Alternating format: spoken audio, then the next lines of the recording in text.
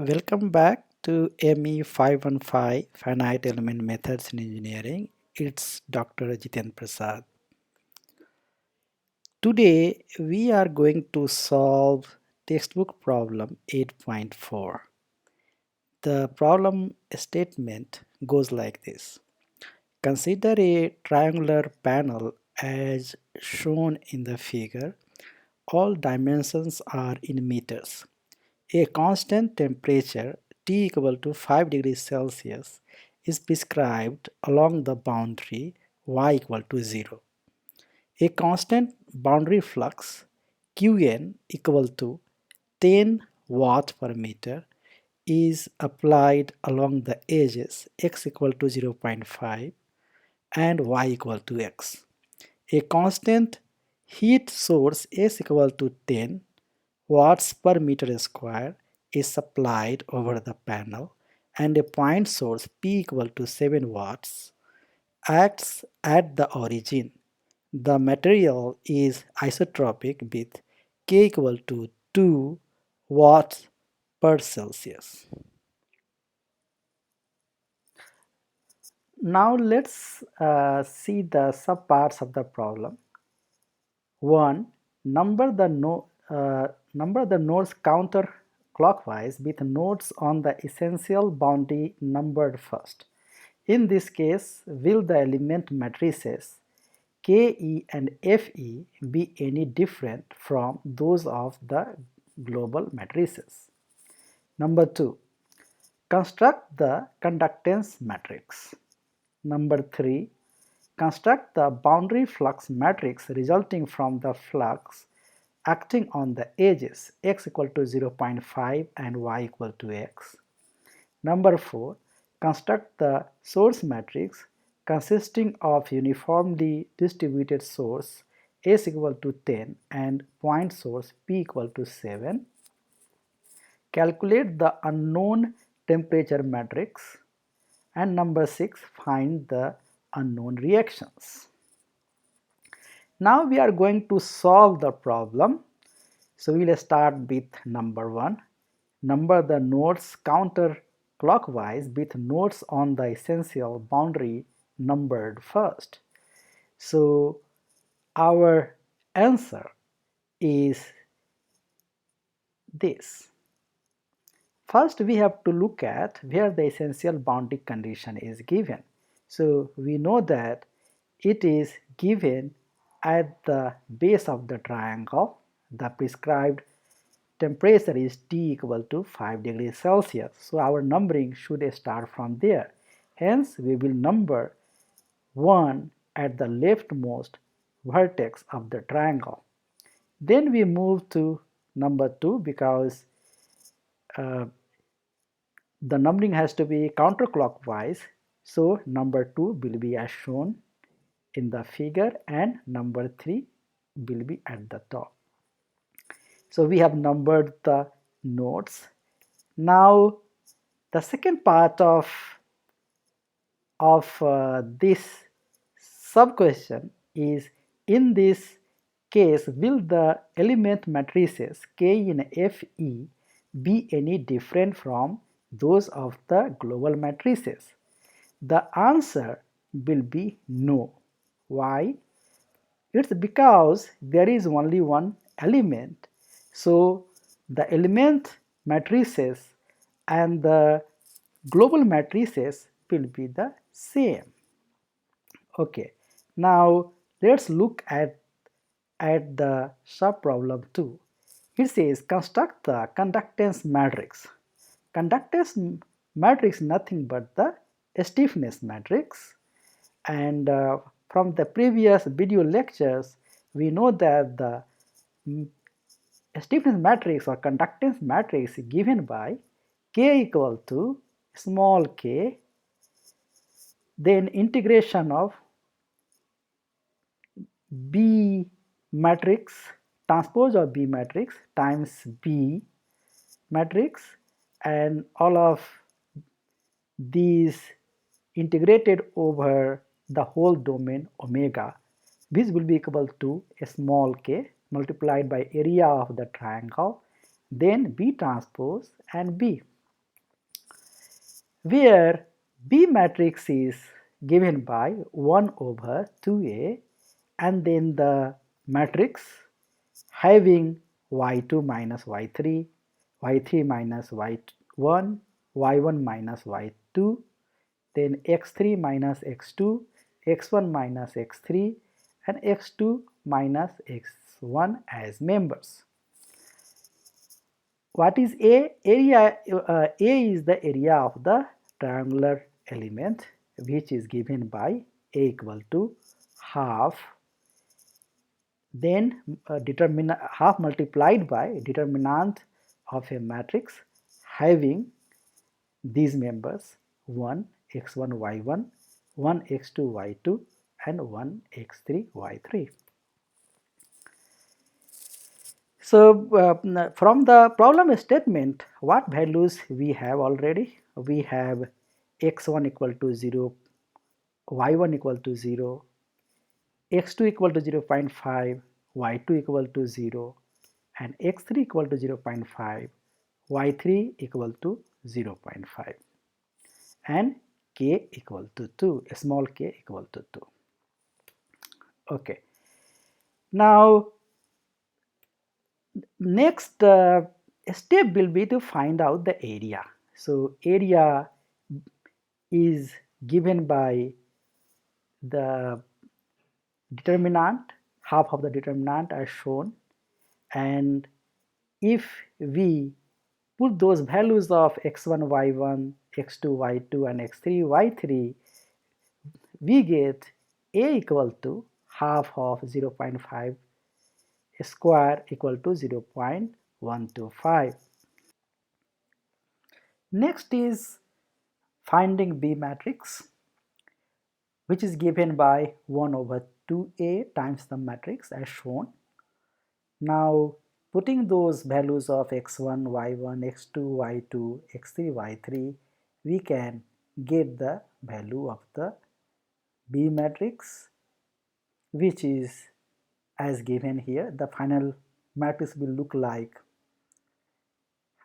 minus 2, 2, 0, 0, minus 2, 2. Now, the stiffness matrix or conductance matrix big K is given by small k multiplied by area of the triangle, then B transpose B. We have all these values, so putting those values, we get the stiffness matrix, which will look like this, and the final value will be big K equal to 1, minus 1, 0, minus 1, 2, minus 1, 0, minus 1, 1, which will be the answer of sub-problem 2. Now, the third part of the problem, it says construct the boundary flux matrix resulting from the flux acting on the edges x equal to 0.5 and y equal to x. We know from previous video lecture, force vector F equal to n transpose S integrated over whole domain omega minus cyclic integral of n transpose Qn integrated over the whole boundary. Now, the problem says construct the boundary flux matrix resulting from the flux acting on the edges x equal to 0.5 and y equal to x. So, we are interested in the component of the force which is resulting from Qn only. The other component comes from the body source S.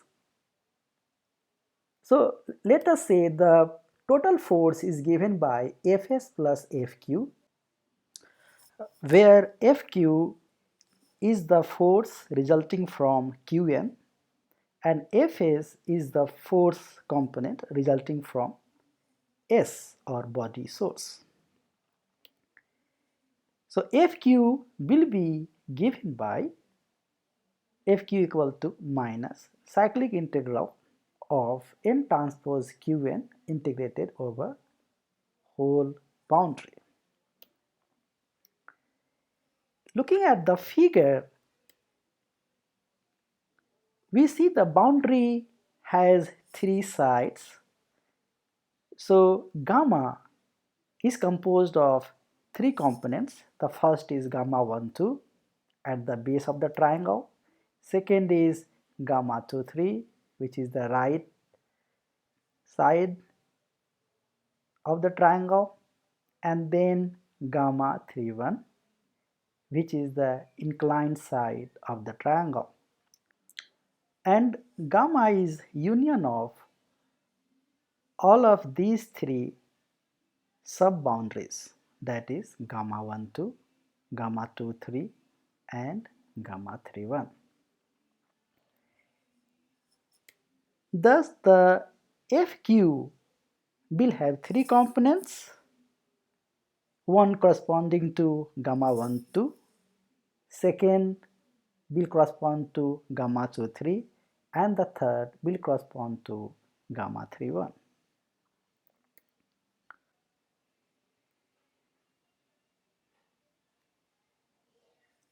Now let's calculate one by one. The first term is FQ1. The second term we will call it FQ2, and the third term we will call it as FQ3, and FQ will be given by FQ1 plus FQ2 plus FQ3. Now let's calculate the first term FQ1. As t equal to 5 is given at boundary gamma 1 2, the flux normal to the boundary, that is Qn, is not known there yet. This is because either temperature is known or the flux is known. The N matrix, we know it is composed of N1, N2, N3,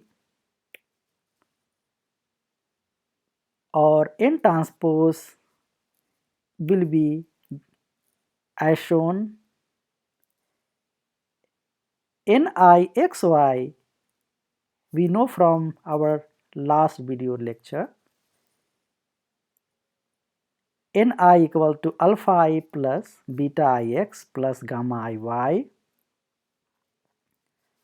Since the gamma 1 2 corresponds to y equal to 0, we can find out how the expression of Ni is b.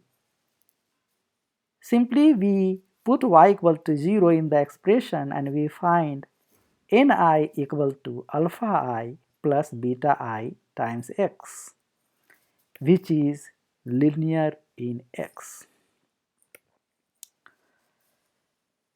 Now let's look at the behavior of the three shape functions at gamma 1 2, that is at the boundary or at the line connecting node 1 and 2.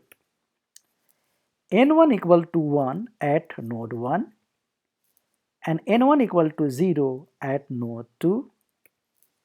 So we see that N1 varies linearly from value 1 at node 1 to value 0 at node 2. Then node 2 is 0 at node 1 and it's 1 at node 2. So this again varies linearly, but this time it's 0 at node 1 and 1 at node 2. N3 equal to 0 at node 1 and N3 equal to 0 at node 2. Hence, this remains constant at 0. If L12 is the distance between node 1 and 2,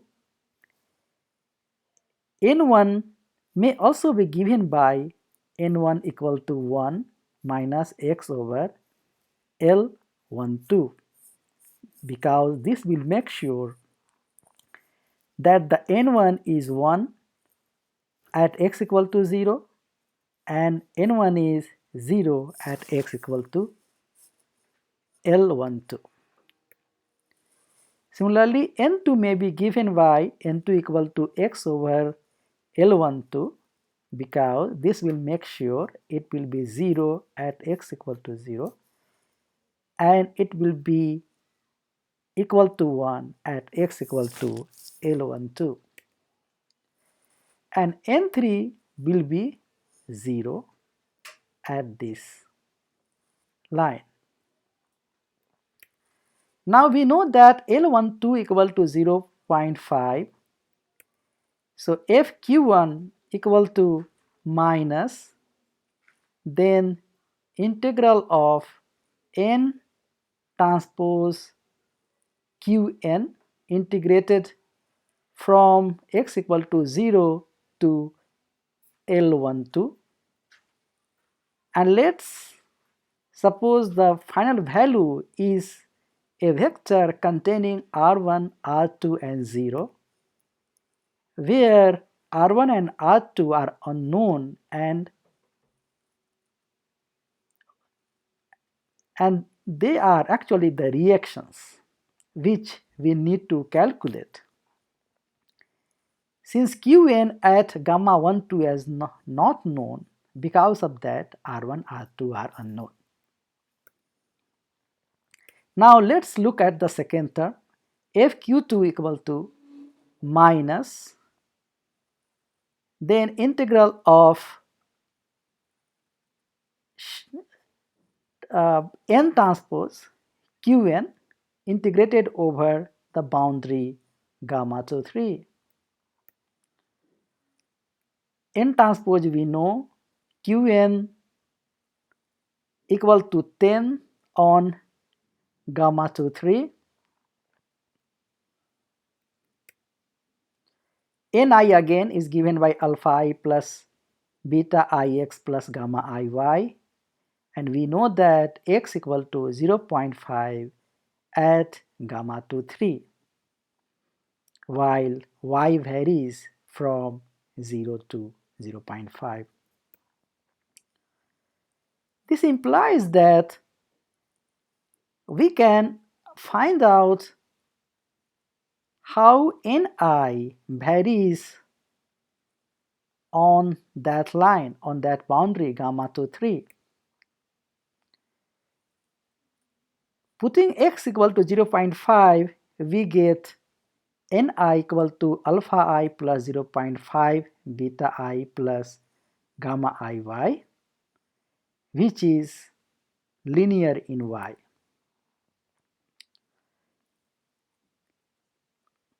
Let's look at these shape functions, how they behave at gamma 2, 3, that is the boundary connecting nodes 2 and 3. We see that n1 equal to 0 at node 2 and n1 equal to 0 at node 3. So there is no variation, it remains 0. Then n2 equal to 1 at node 2, n2 equal to 0 at node 3. So it varies linearly. Then n3 equal to 0 at node 2 and n3 equal to 1 at node 3. Again, it varies linearly. However, it is 1 at node 3 and 0 at node 2. Let's suppose L to 3 is the distance between nodes 2 and 3, then N1 will be given by N1 equal to 0 at that boundary. N2 can be expressed in terms of y only as follows: N2 equal to 1 minus y over L23, so that N2 is 1 at y equal to 0 and N2 equal to 0 at y equal to L23, and it's linear. Then N3 may be given by y over L23. This again because we want N3 to be linear first of all, and it should be 1 when y equal to L23 and should be 0 when y equal to 0. Since L23 equal to 0.5, Qn equal to 10 on gamma 23, we can exactly find out FQ2 putting these values. What we find is FQ2 is equal to a vector having 0 QnL23 divided by 2 QnL23 divided by 2, negative of this, the final value will be equal to a vector containing 0, minus 2.5 and minus 2.5. Now let's look at the third term. FQ3 we have to calculate now, and this corresponds to gamma 31 where Qn equal to 10 described. Again, Ni equal to alpha I plus beta Ix plus gamma Iy, and we know that y equal to x at gamma 31. Now let S be the coordinate along gamma 31 from node 3 to 1 as shown in the figure. Then S will be equal to 0 when x equal to 0.5 and y equal to 0.5, and S equal to L31 when x equal to 0 and y equal to 0. So S may be expressed exactly in terms of x, which will be as follows: S equal to x minus 0.5 divided by 0 minus 0.5 multiplied by L31. The final expression will be root 2 multiplied by 0.5 minus x. This is because L31 is equal to 0.5 times root 2 meters. Now we can find out x and y in terms of S and substitute x and y in the expression of Ni. The expression looks like as shown. What we see here is Ni becomes linear in S. Accordingly, we can now examine the behavior of Ni at gamma 31. We know that N1 has to be 0 at node 3 and N1 has to be 1 at node 1, and what we see is it varies from node 3 to node 1. It varies linearly from 0 to 1. n2 is 0 at node 3 and n2 remains 0 at node 2. Since this is linear, it has to be 0 everywhere. n3 equal to 1 at node 3, n3 is equal to 0 at node 1. So again, n3 being linear, it varies from 1 to 0 linearly between node 1 and node 3. Thus, n1 can be expressed in terms of S. So n1 is given by S over L31, so that n1 is equal to 1 when S equal to L31 and n1 is equal to 0 when S equal to 0.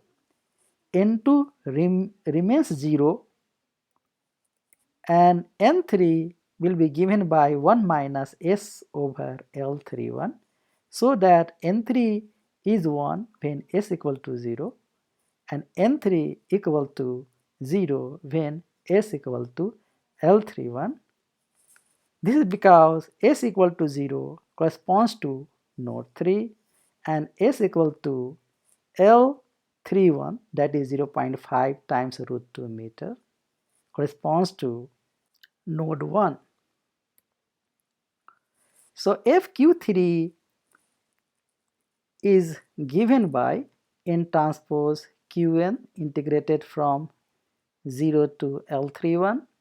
The final value what we get is a vector containing minus 2.5 multiplied by root 2, then 0, then minus 2.5 multiplied by root 2. Since we have FQ1, FQ2 and FQ3 now, FQ will be just the summation of the three components. Hence, we sum them up and we get the final FQ, which will be as shown. The value will be a vector containing R1 minus 2.5 root 2, then R2 minus 2.5, and then minus 2.5 minus 2.5 root 2. And this is the answer for subproblem 3. Now subproblem 4 is construct the source matrix consisting of uniformly distributed source S equal to 10 and point source P equal to 7. Fs is equal to integral of n transpose S integrated over the whole domain omega. We know this from our lecture class and also from the previous lecture video. Hence, Fs will have three components, and let us say Fs is composed of three components, Fs1, Fs2, Fs3, corresponding to the three nodes of the triangular element. Let's calculate one by one.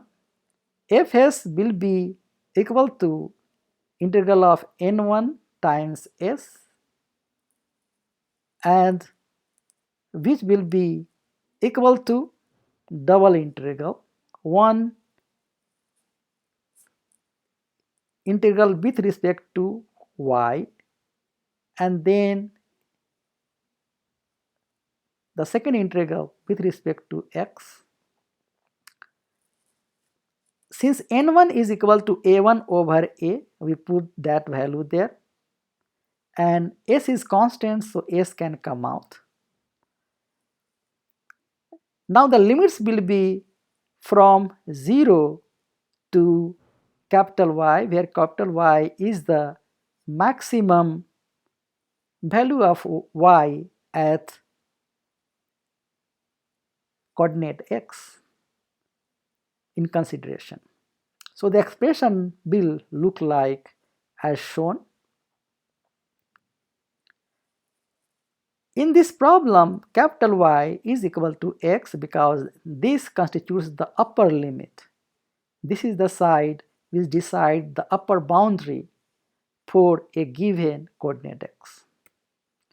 A1 we know is equal to half of the determinant of the matrix having these members 1xy, 1x2y2 and 1x3y3. Hence, if S1 is given by S over A, then double integral of A1 and the limits are as shown.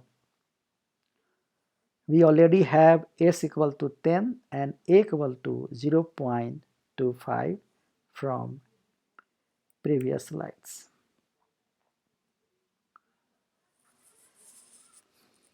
Now let's first integrate A1 with respect to Y and we get the final value as half of determinant of a matrix having y, xy, y square over 2, 1, x2, y2, 1, x3, y3 as members. Here y is capital Y. Now let's substitute capital Y equal to x. Why? This is because capital Y equal to x is the upper limit. With capital Y equal to x, the final integral will look like this one, that is half of a determinant of a matrix having x square over 2, 1 x2 y2, 1 x3 y3 as members, and so if S1 will be given by as shown here, and finally we can actually calculate FS1 and the final expression is as shown. We can replace x2, y2, x3, y3, s and a with corresponding values, and finally we get fs1 is equal to 0.4167, which is exactly equal to 1.253, and which is actually the same as SA divided by 3, which is equal to 10 times 0.125 over 3. And the reason is the total heat generated by the area, which is S times A, will be equally distributed among all the 3 nodes. Hence you get the 1/3. Similarly, we can calculate Fs2 and the expression will be as shown here, and we put the values of x1, y1, x3, y3, s and a into the expression of Fs2, and we get the final value as Fs2 equal to 0.4167, which is again equal to 1.25 over 3, which is exactly equal to SA over 3 again, as explained previously. Similarly, we can find out Fs3. The expression is as shown, where we can put the values of x1, y1, x2, y2, s and a, and we get the final value, which is Fs3 equal to 0.4167, which is actually 1.25 over 3, which is exactly the same as the value you obtain by multiplying S with A and divide it by 3. Now is a vector composed of three members, fs1, fs2 and fs3, and we have calculated all these three components already. All the three members have the same value, and the value is 1.25 divided by 3. Now, how to incorporate the point source? We know that point source p equal to 7 is directly applied to node 1.